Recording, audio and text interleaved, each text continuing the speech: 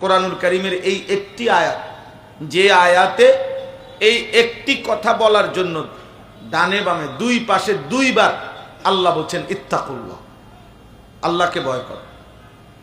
মাঝের কথাটার গুরুত্বের জন্য। মাঝের কথাটা কি? যে প্রত্যেকেই লক্ষ্য করো, হিসাব করো, আজ তুমি আখিরাতের জন্য কি পাঠাইছো।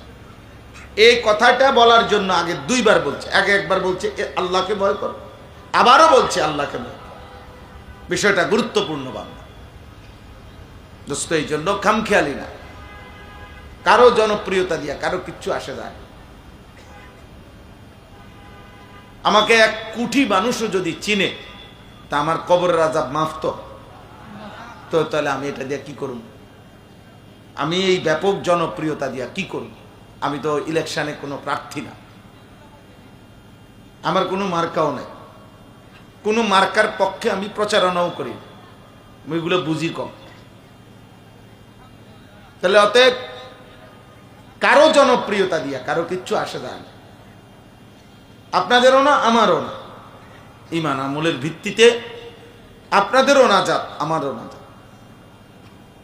জাযাআম বিমা কানু ইয়ামালুন, কোরআনুল কারীমে আছে আল্লাহ তাআলা বলছেন, বান্দাকে যখন জান্নাত দিবে, জান্নাতের নিয়ামত দেবে, তো আল্লাহ বলবে এটা তোমার সারা জিন্দেগীর আমলের বিনিময়। জাযাআম বিমা কানু ইয়ামালুন, বান্দা এ তোমার আমলের বিনিময়, এ তোমার চোখের পানির বিনিময়, এ তোমার মেহনতের বিনিময়।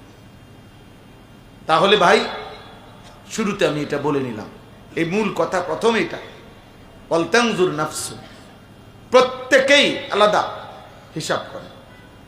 ছেলেরা আজকে তোমরা অনেক ছেলে নওজোয়ান কোনোভাবেই ভাবতেছ না, নিজের মতো করে চুল, চেহারা, লিবাস, পোশাক, আচরণ, উচ্চারণ, পছন্দ অপছন্দ, নিজেদের আবেগ, অনুভূতি, ভালোবাসা, ইচ্ছা, আকাঙ্ক্ষা, প্ল্যান, প্রোগ্রাম, পরিকল্পনা, রাত দিন সময়ের এই লম্বা হায়াত ঘন্টার পর ঘন্টা মন মতো শেষ করতেছ।